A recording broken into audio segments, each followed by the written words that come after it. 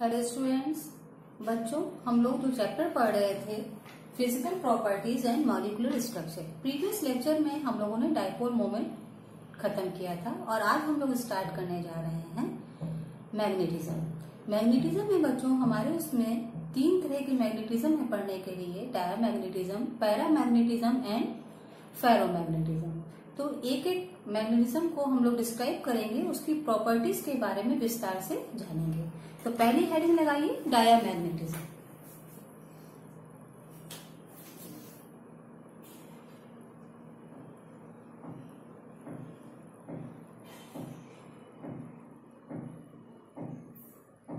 पूरा टॉपिक ये थ्योरेटिकल है लेकिन इम्पोर्टेंट है समझने के लिए, और एक बार समझ में आ जाएगा तो इस तरह से आप इसको याद कर सकते हैं।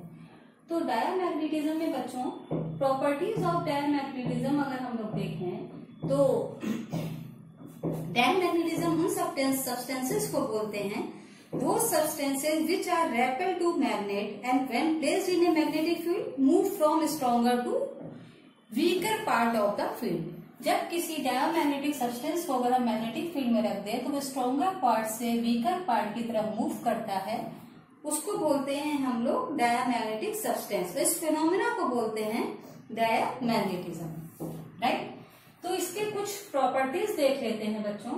मान लीजिए इसको समझने के लिए अगर एक आसान तरीका देखें, अगर एक हमारे पास एटम है तो इसमें एक इलेक्ट्रॉन भी होगा, ठीक। इलेक्ट्रॉन है तो वो मूव भी कर रहा होगा एक न्यूक्लियस के चारों तरफ। ये इलेक्ट्रॉन मूव कर रहा है, ये न्यूक्लियस है आपका, राइट। ये इलेक्ट्रॉन जो मूव करता है बच्चों, ये क्या कर रहा है, करंट लूप बना देता है, लगातार ऐसे ऐसे ऐसे घूमता जा रहा है। अच्छा, चार्ज, इस तरह मोशन ऑफ चार्ज को ही हम करंट बोलते हैं, ये हमको पता है। मोशन ऑफ चार्ज को ही तो हम लोग करंट बोलते हैं, but current is always move in opposite direction to charge. Charge जिस दिशा में मूव कर रहा है, करंट हमारी उसकी अपोजिट डायरेक्शन में मूव करेगी। अगर ये चार्ज इधर मूव कर रहा है तो करंट हमारी इधर मूव करेगी, ठीक। Motion of charge is known as current but move in opposite direction, right. ये चीजें तो हम लोग पढ़ चुके हैं पहले भी। अब इसके मोशन से क्या हो रहा है, डेफिनेशन में तो आपको पता है कि हाँ वो मूव करता है, डायमैग्नेटिक है, उसमें दो इलेक्ट्रॉन रहते हैं, अलग स्पिन के रहते हैं, एक दूसरे को न्यूट्रलाइज करते हैं। बट ये जो हो रहा है करंट लूप में क्या हो रहा है बच्चों, ये जो करंट लूप है आपकी, ये जो करंट लूप आपकी बनी हुई है, इसमें क्या होता है, लगातार मूव करने की वजह से मैग्नेटिक मोमेंट डेवलप हो जाता है। मैग्नेटिक मोमेंट डेवलप हो गया, राइट। ये मैग्नेटिक मोमेंट डेवलप हुआ तो उसने क्या किया, मैग्नेटिक डाइपोल डेवलप कर दिया। मैग्नेटिक डाइपोल एक तरफ पॉजिटिव कर देगा और एक तरफ निगेटिव का। जो मैग्नेटिक डाइपोल होता है वो जो डेवलप हो जाएगा बच्चों, वो हो जाएगा साउथ और नॉर्थ पोल। मैग्नेटिक डाइपोल जो डेवलप होता है वो साउथ और नॉर्थ पोल में होता है। कभी भी कोई मैग्नेटिक कंपास लीजिए, उसकी सुई हमेशा साउथ और नॉर्थ पोल पे ही रुकती है, ठीक। तो मैग्नेटिक मोमेंट जो है यही मेजॉरिटी में रिस्पॉन्सिबल है मैग्नेटिक मोमेंट ऑफ एटम के लिए। ये जो magnetic moment of these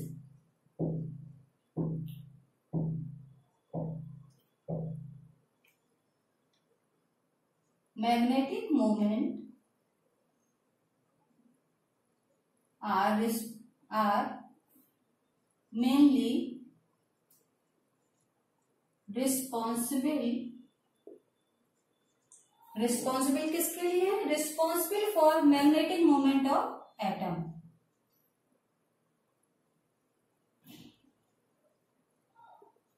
magnetic moment of atom। अच्छा, एटम में क्या है आपके, क्योंकि डायमैग्नेटिक है, एटम में नेट मैग्नेटिक मोमेंट देखिए तो जीरो होगा। हर इलेक्ट्रॉन का पर्सनली मैग्नेटिक मोमेंट तो है, लेकिन क्यों, क्योंकि एक दूसरे को कैंसिल कर दे रहे हैं। ये एक दूसरे को कैंसिल करने की वजह से नेट मैग्नेटिक मोमेंट क्या हो रहा है, वो 0 हो रहा है। तो दूसरा पॉइंट क्या है, the net magnetic moment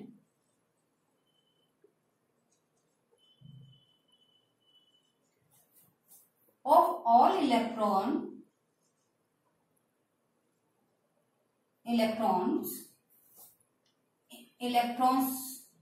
in an atom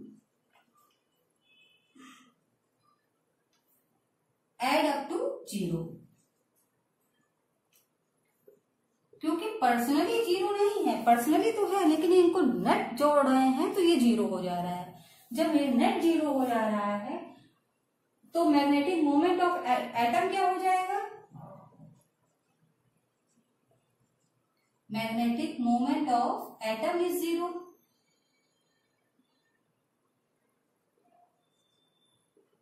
atom को क्या हो जाएगा, इज इक्वल टू 0। जब ये कंडीशन बन जाए, मतलब यहाँ पे कोई भी एटॉमिक डाइपोल एग्जिस्ट नहीं कर रहा है, मतलब नो एटॉमिक डाइपोल, कोई एटॉमिक डाइपोल यहाँ पर एग्जिस्ट नहीं कर रहा है। जब ये कंडीशन बन जाए तो इसको बोलते हैं हम लोग डायामैग्नेटिज्म। तब इस फिनोमिना को हम लोग बोलते हैं, दिस फिनोमिना इज नोन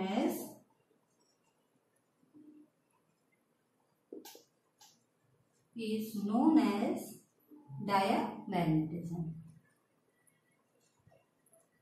और जिन सब्सटेंस में ये खूबियां पाई जाती हैं उनको बोलते हैं हम लोग डायामैग्नेटिक सब्सटेंस। तो ये डायामैग्नेटिज्म क्लियर हुआ बच्चों कि डायामैग्नेटिज्म क्यों होता है। इलेक्ट्रॉन में तो अपना डाइपोल मोमेंट है लेकिन पर्सनली है, लेकिन जब इकट्ठा करके उनको जोड़ा जाता है तो वो एक दूसरे को कैंसिल कर देते हैं और नेट डाइपोल मोमेंट हमारे एटम में नहीं रहता है। एटम में नेट डाइपोल मोमेंट 0 होता है।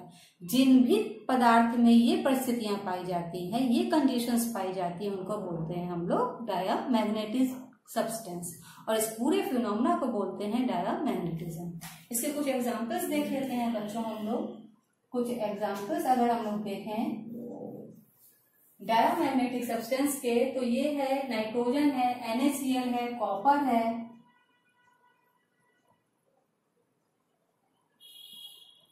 है, जिंक, कैडमियम, मरकरी, और ऐसे बहुत सारे एग्जाम्पल हो सकते हैं। टिन भी है, वाटर भी है, वाटर, टिन एसेट्रा। तो ये इसके कुछ एग्जाम्पल हैं, राइट। अब आ जाते हैं डायामैग्नेटिक सब्सटेंस की कुछ प्रॉपर्टीज को हम लोग देखते हैं कि इनकी कुछ प्रॉपर्टीज देख लेते हैं डायामैग्नेटिक सब्सटेंस की। ये नोट कर लिया आपने, डायामैग्नेटिक सब्सटेंस की कुछ प्रॉपर्टीज। तो हेडिंग लगाइए, properties of diamagnetic substance.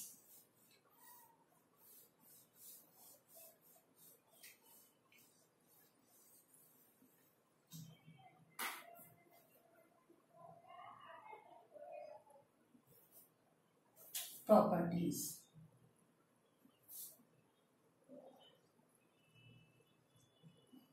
Diamagnetic substance की प्रॉपर्टीज। पहली प्रॉपर्टी है there are no atomic dipole.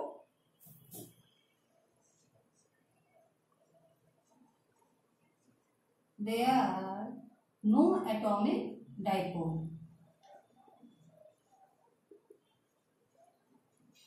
कोई भी एटॉमिक डाइपोल नहीं होगा। Net magnetic moment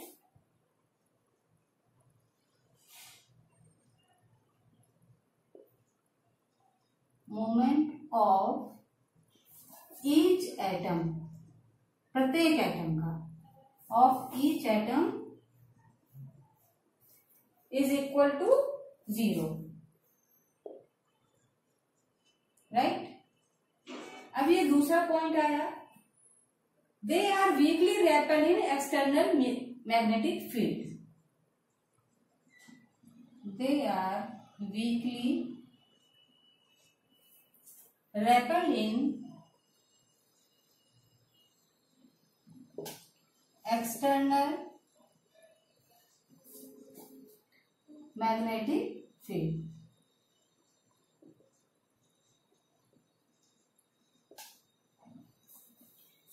magnetic field लगाएंगे तो इसमें बहुत ही कम इनमें वो होगा रेपल नहीं, क्योंकि इनमें चार्ज ही नहीं है, ये बिल्कुल न्यूट्रल है, तो ये रेपल ज्यादा नहीं करेंगे।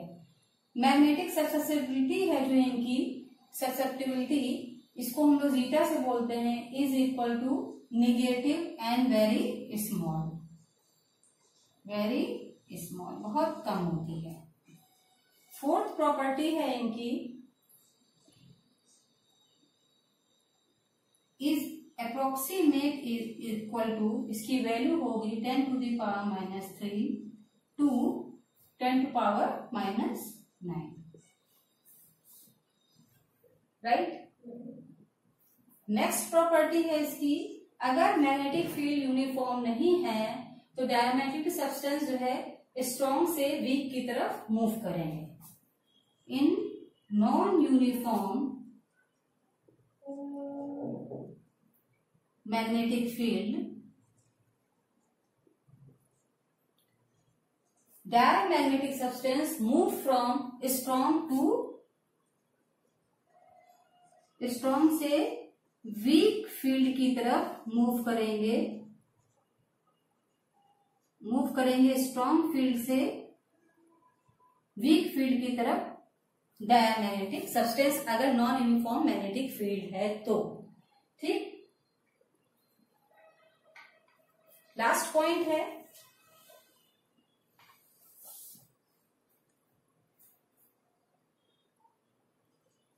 Magnetic field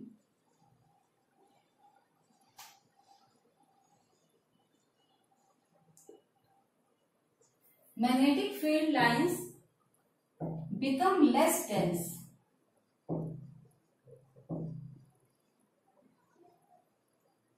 become less dense, inside diamagnetic substance,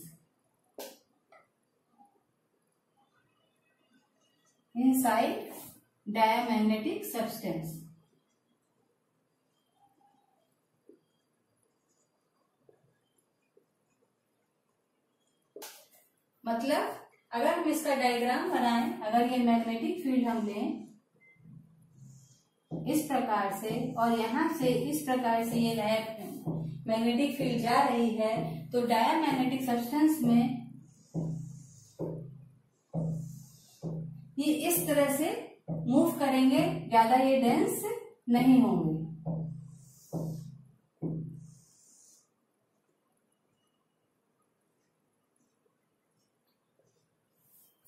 diamagnetic substance in magnetic field इस तरह से मूव करेंगे, ज्यादा डेंस नहीं होंगे अंदर की तरफ और दूर दूर रहेंगे। ये है डायमैग्नेटिक सब्सटेंस की प्रॉपर्टीज। नेक्स्ट आते हैं बच्चों हम लोग पैरामैग्नेटिक सब्सटेंस में। नेक्स्ट आते हैं हम लोग पैरामैग्नेटिक सब्सटेंस। हेडिंग लगाइए।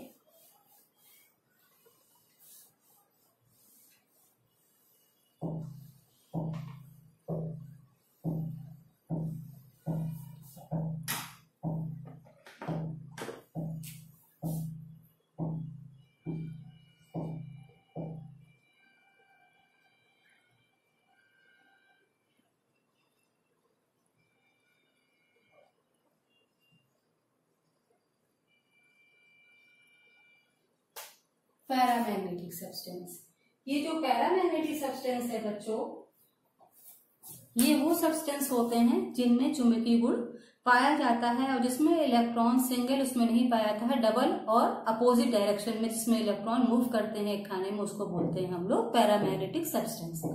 तो आइए देखते हैं पैरामैग्नेटिक सब्सटेंस क्या होते हैं।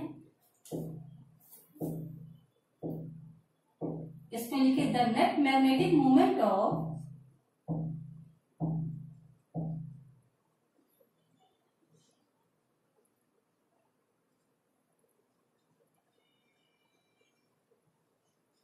the net magnetic moment all electrons in an atom do not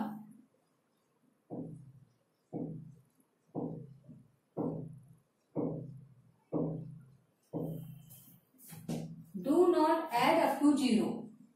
जैसे डायमैग्नेटिक में था कि हर इलेक्ट्रॉन का अपना डायमैग्नेटिक मोमेंट था, लेकिन वो पैरामैग्नेटिक मोमेंट क्या हो रहा था, मैग्नेटिक मोमेंट जब जोड़ो आपस में तो कैंसिल करके नेट जीरो हो रहा था, लेकिन यहाँ पर ऐसा नहीं हो रहा है, not add up to zero.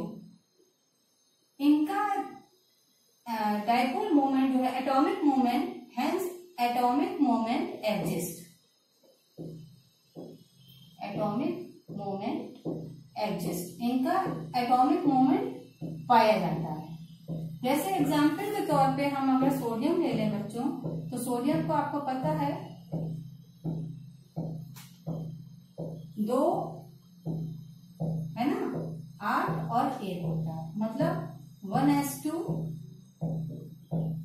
2s2 2p6 3s1, यही तो होता है। तो ये पहले वाले में आपके 2 इलेक्ट्रॉन ऐसे आ गए, यहां पर आप देखिए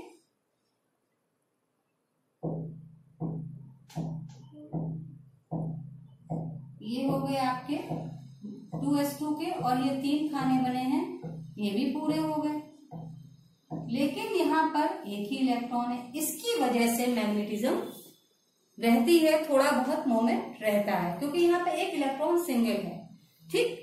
तो इस वजह से इसमें मैग्नेटिज्म एटॉमिक डाइपोल जो है एग्जिस्ट करता है। यहाँ पर जो इलेक्ट्रॉन होते हैं अंदर की तरफ जो मूव करते हैं वो इस तरह से है, किसी भी डायरेक्शन में होते हैं, अनरैंडमली है, कोई अलाइनमेंट नहीं होता है। लेकिन जब एक्सटर्नल फील्ड लगाएंगे तो ये क्या करेंगे, इनमें अलाइनमेंट शुरू हो जाता है, एक ही डायरेक्शन में जाना ये शुरू करते हैं एक्सटर्नल फील्ड लगाने के बाद। लेकिन जैसे ही एक्सटर्नल फील्ड हटाएंगे इनमें मैग्नेटिक प्रॉपर्टी खत्म हो जाती है। अगर हम एक्सटर्नल फील्ड लगा दें इनमें तो भी इनमें जो है एटॉमिक डाइपोल इनमें एग्जिस्ट कर रहा है। क्यों? क्योंकि अभी तो जो है अगर हम एक छोटा सा पार्ट ले लें, net dipole moment in any small volume still zero. अगर हम एक छोटा सा पार्ट लेना तो वहां पर अभी भी जीरो है, ऐसा नहीं कि बना ही रहेगा। एक बहुत छोटा सा पार्ट ले तो वहां पे शायद वो उसको कैंसिल कर रहा हो। In small part, in small part या very small part net magnetic moment still zero.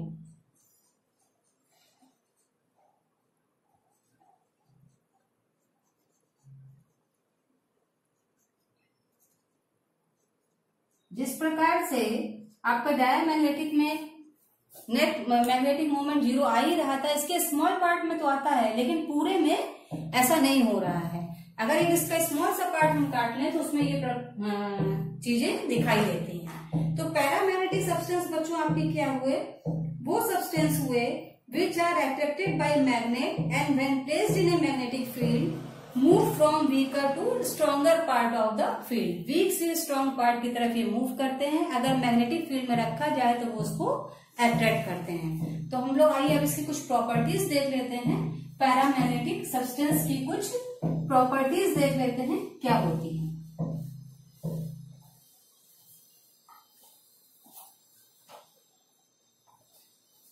Paramagnetic substance की बच्चों हम लोग डेफिनेशन देखें, दो substances which are attracted by magnet and when placed in a magnetic field move from stronger part of the field to the weaker part of the field are called paramagnetic substance।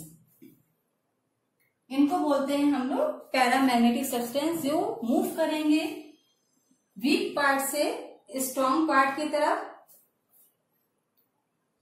Week से strong part की तरफ move करेंगे, week से strong की तरफ जाएंगे, attracted by magnetic field. जो magnetic field के द्वारा अट्रैक्ट होंगे उसको रेपेल नहीं करेंगे, जबकि डायमैग्नेटिक में रेपेल करते थे। इनको हम लोग बोलते हैं पैरामैग्नेटिक सब्सटेंस। इस फिनोमेना को बोलते हैं पैरामैग्नेटिज्म। तो बच्चों आज के लिए इतना ही रखिए। नेक्स्ट टाइम पे हम लोग पढ़ेंगे properties of paramagnetic substance. Have a nice day बच्चों।